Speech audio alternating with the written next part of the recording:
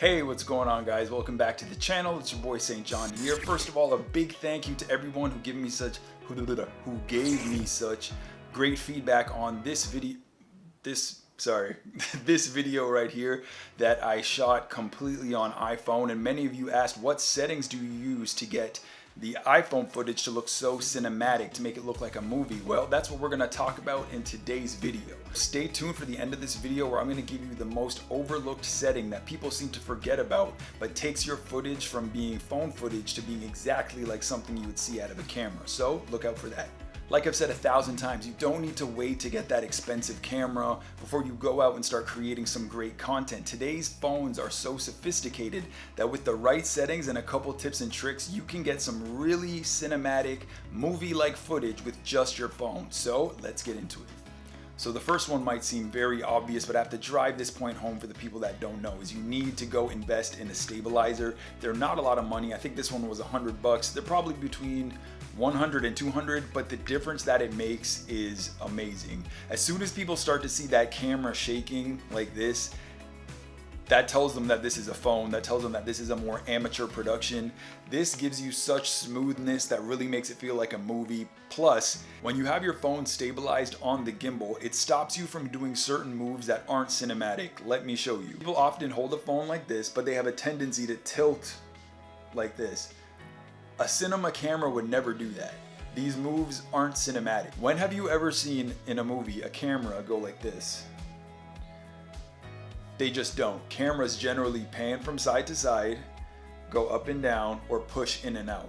And having the camera stabilized on the gimbal will stop you from doing those movements that aren't cinematic. So get yourself one of these. The next thing we're going to talk about is frame rate. Now, when you have the camera app open in your iPhone, those numbers that are in the top right corner, a lot of people don't even know what that is. They know what the 4K means and the HD means, but they don't know what that 24, 30, 60, 120, they don't know what that means. Now, if you're shooting something just for YouTube, if you're shooting it for Instagram, if it's just going to be a story, shooting in 30 frames is completely fine. So you can have your settings on 4K 30. But if you are trying to shoot something that looks like a television show or a movie, you want to be shooting in 4K 24. That means 24 frames a second. The movies that you see are all in 24 frames a second, so that's the setting that we want to be shooting in. The thing is, you have to remember that when you open the phone, you got to switch that over to 24, or go into the settings in the camera app and change the default to 24. That way, whenever you open the camera, it's going to be set to 24, unless you got a really great memory and you remember every time you open the camera, change it over to 4K 24 if you want that really cinematic look. Now, this doesn't apply to slow motion. If you want to add in some slow motion, you can shoot at 60, because when you put that into a 24 frame timeline, you're going to get slow motion, whether you do 120 or 60, but your normal action should be shot at 4K 24. The next thing is, if you're trying to shoot something cinematic, you want something to look like a piece of art, short film vibe, cut the camera tricks. Enough of that TikTok-y type of stuff, enough of those overlays, the stuff with the stuff falling down the screen, all that stuff that you have on TikTok. Now's not really the time for that. That stuff immediately screams amateur, it immediately screams gimmick. You want to stick to the really classic movie look, so cut the camera tricks. You can save the TikTok stuff for the TikTok videos. So the next big one is the color. The colors that we see with the iPhone are made to mimic what we see with our eyes. However, those aren't the colors that are used in movies. All movies use a certain color grade, it's called, to make it give you that movie vibe, to give you that vibe that basically doesn't look like your phone. So what do? You can color grade your iPhone footage just the way you would color grade something out of a camera. So many people skip this step, and it is the dead giveaway that something was shot on a phone. And the color grade that I used on the video, this one, I keep doing the wrong side, this one, is really what kind of tricks people into thinking that that was shot with a camera. There are so many apps out there, there are so many YouTube videos you can look for that will show you how you can tweak the colors a little bit to really give it that movie quality. So don't forget to give your footage a cinema color grade. Oh, and one more thing, if all else fails, if you can't figure out what to do with the colors, you're stuck, change it to black and white.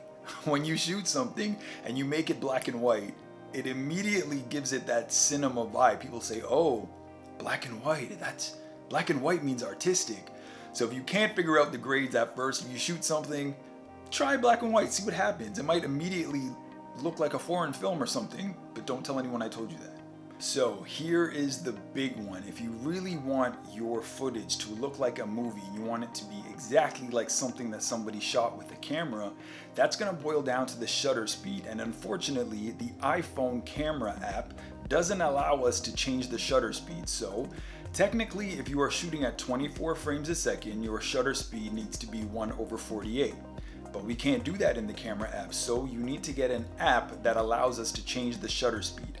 I personally was using the Filmic Pro app, which allows you to change the shutter speed, it allows you to change the ISO and a whole bunch of other good things, but the main thing that you have to worry about is that shutter speed.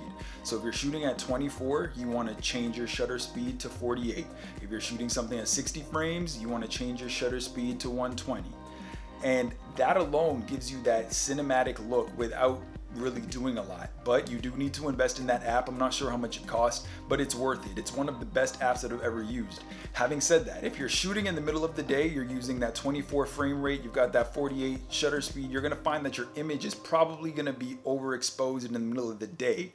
If you really wanna take it to the next level, you might have to invest in a filter, an ND filter, just like you would get for a camera. You can actually get them for your phone. Companies like Sandmark and Moment make them, but then you can just adjust the exposure so you can get that perfect exposure while keeping your settings at those perfect cinematic settings. So check out apps like Filmic Pro that allow you to change their shutter speed.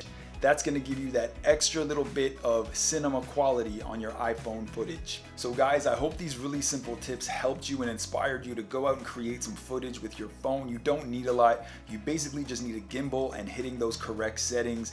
Go out and experiment, shoot everything and then edit it later.